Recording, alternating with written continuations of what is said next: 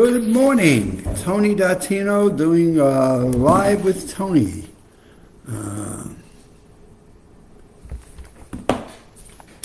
Just got back from a week's vacation in Safety Harbor, Florida. Safety Harbor is this little place that's west of Tampa. Hides out a little bit on the Gulf of, or Tampa Bay, I should call it, and sits there as against the shoreline of the bay, and it was just lovely. And as I was out there, I ran every other day. So during my time there, trying to get some light in here. Open it, the sunlight. There we go. And every other day, I go out and run. And then on the alternate days, we walk.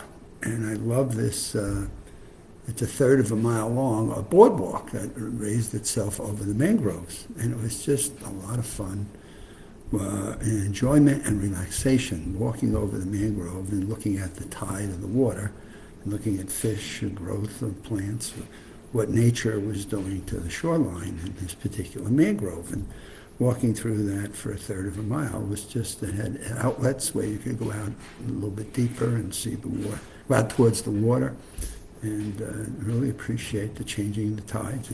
We'd go back during the low tide and see what was going on with the plant life and anything that was there, and then we'd go out during high tide to see fish coming in. So we got to see that a few times. And then we walked out on the pier and we watched a group of men with their nets doing mallet fishing, which is interesting, as you throw nets over the school of fish and then you pull them back up. So it was a really very relaxing time for us. And boy, you can tell I'm still a little bit like in this peaceful, relaxing state. But I wanted to share one of the most interesting things that took place is when we were walking along this trail, along the bay. There are benches, and we happened the opportunity to see this woman who's probably 45 years old, and watching this little 4-month-old baby boy who was just adorable.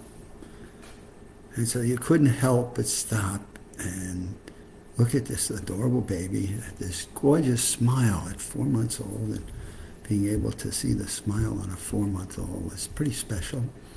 And on the second time that we came by, and this woman was still babysitting for this 4-month-old, which is her neighbor, asked her to help again. Here we see this 4-month-old again, and just this gorgeous smile. But in the course of doing that, he sat down on the bench. We were going to take a little bit more. Now we got to meet this person a second time. We got to see this baby and its ultimate joy and smile and what it's about.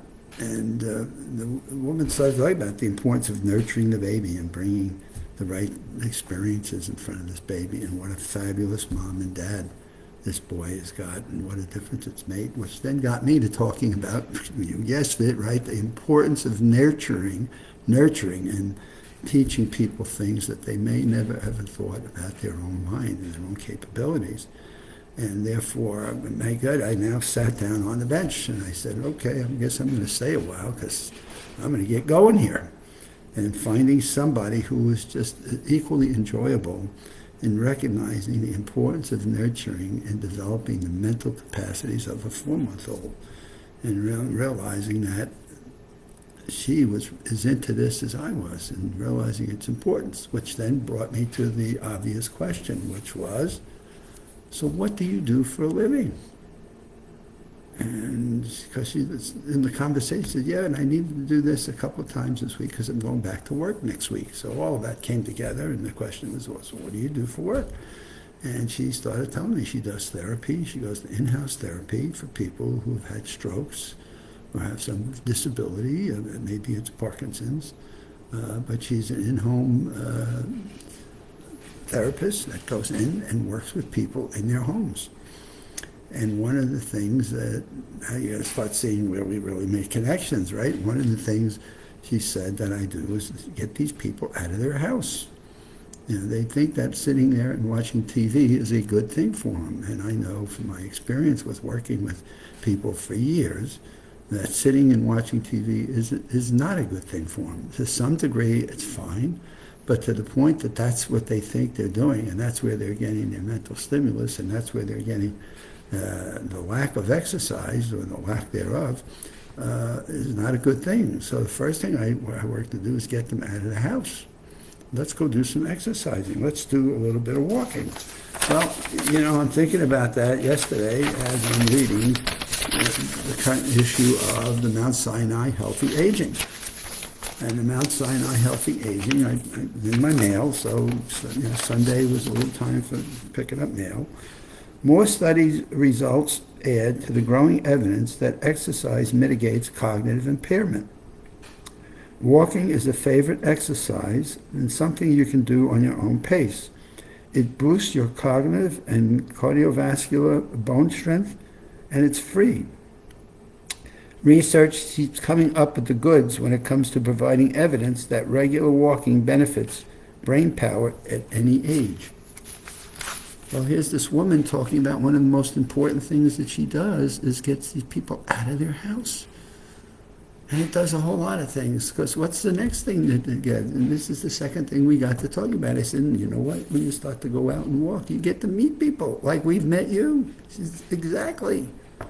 And so she's very, very much in getting these people out of their house and meeting people, and not meeting them in an obnoxious way or in a threatening way, but just meeting people, walking their dogs and taking care of babies, just going out for a walk on their own, maybe talking on their cell phone, maybe sitting down and just staring at the water, in this case, the Tampa Bay, and just getting them to meet and talk to other people, even if it's to just say good morning, or if it's to say, wow, I like those sneakers that you're running with. Those are pretty sharp.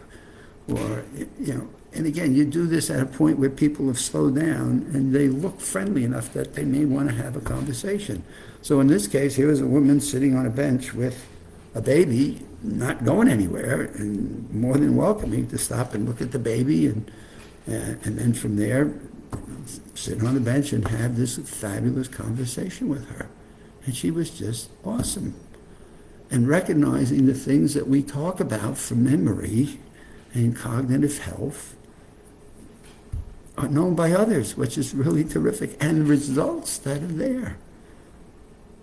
So now the third thing that she talks about is the importance of getting people to challenge their brain, challenge their mind, and not fall into a stationary, rigid thing of either what they do or what they watch on television, but to find different experiences and find a different hobby, or suggest something unique to them. Maybe talk with somebody about a life experience. But again, combine. You integrate these things, right? Meet a new person like I did with her and learn about what she does and what her job experience is. And as I meet people all the time, I'm always trying to find out, so what do you do for a living? And how did you get into that? What got you started? And so as I've had the opportunity of meeting people, I'm always interested, like, well, gee, what got you started to do that? What was your background that made that, something that you now have a passion for and you're so interested in, what have you? So these are some of the things that I took away from the vacation. I guess, obviously, knowing me, for those that do, I never leave my work behind in a negative way. My work is in here, and it's just who I am. So talking with people has just become what I do. And talking to the security guard at the outdoor swimming pool on our swimming day, and listening to conversations of people. So social interactions, swimming pools, sitting there drying off after a swim, running and racing and sitting on a bench, not a problem. It's how you integrate these things into your life that brings a whole life together, that makes life rewarding and makes it a positive experience to live it. And that you introduce yourself to other people to realize you're never alone, no matter what the day of the week is and where you may live. The most important thing that this woman and I totally agreed on is you got to get people out of their house. And you got to get them into friendly environments where they don't feel at risk. They don't feel self-conscious of their conditions, but make them feel welcome.